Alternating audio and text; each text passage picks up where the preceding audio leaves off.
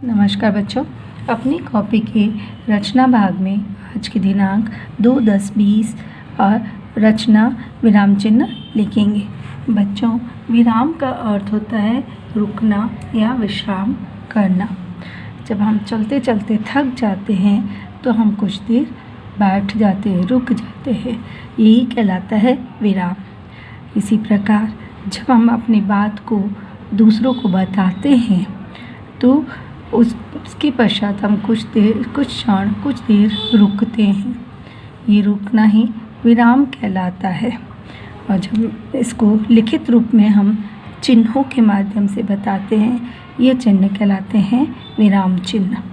अपनी बात को स्पष्ट रूप से समझाने और समझ में आने जैसा बनाने के लिए हम इन चिन्हों का प्रयोग करते हैं। आइए हम कुछ चिन्हों के बारे में जानकारी लेते हैं। अपनी कॉपी में बीच में लाइन खींचेंगे, एक तरफ चिन्हों के नाम और दूसरी तरफ चिन्ह लगाएंगे। पहला पूर्ण विराम एक सीधी लाइन की तरह होता है। यह वाक्य की समाप्ति पर लगाया जाता है। दूसरा प्रश्नवाचक चिन्ह। प्रश्नवाचक चिन्ह प्रश्न की समाप्ति पर लगाया जाता है। ये सी छोटी सी लाइन और बिंदी लगी हुई होती है। तीसरा योजक। योजक शब्दों को जोड़ने का काम करता है। ये माइनस साइन की तरह दिखाई देता है। जैसे माता, पिता, बड़ा, छोटा के बीच में जो चिन्ह लगा रहता है वह योजक चिन्ह कहलाता है। चौथा अवतरण चिन्ह। इसे उद्धरण चिन्ह भी कहते हैं। ये ऊपर की तरफ सिंगल या डबल कोमा के रूप में लगाया जाता है। इसे इकहरा या दोहरा अवतरण चिन्ह भी कहते हैं।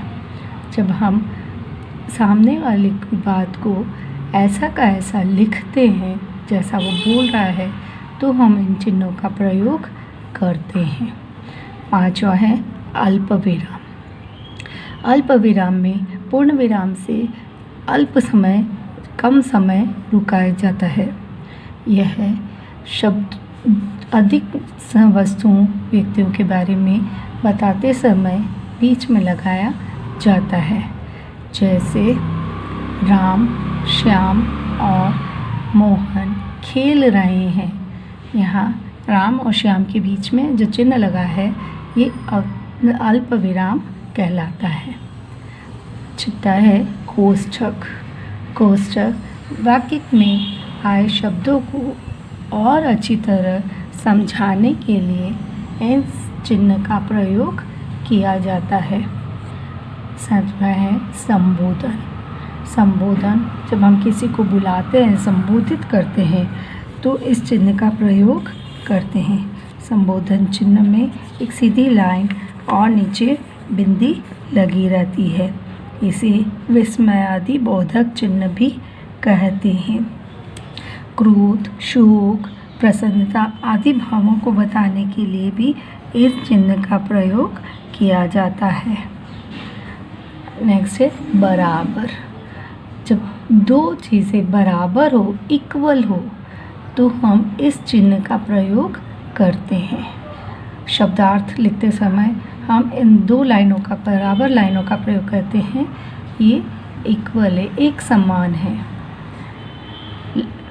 नेक्स्ट है लाघव। लाघव बिंदी के रूप में होता है। जब हम वाक्य को, शब्दों को छोटा करते हैं, छोटे रूप में बताते हैं तो इस चिन्ह का प्रयोग करते हैं। अंतिम है त्रुटिपूरक। इसे हंस पद भी कहते हैं। ये उल्टे वी के रूप में लिखा जाता है। जब हम कोई बात भूल जाते हैं तो इस चिन्ह का प्रयोग करते हैं। अपनी बात को लिखे हुए वाक्य के बीच में उल्टा वी लगाकर लिखते हैं और इसको बताते हैं। बच्चों, आपको इन चिन्हों को याद करना है, बनाना सीखना है और अच्छी तरह अभ्यास भी करना है, पहचानना भी आना चाहिए। धन्यवाद।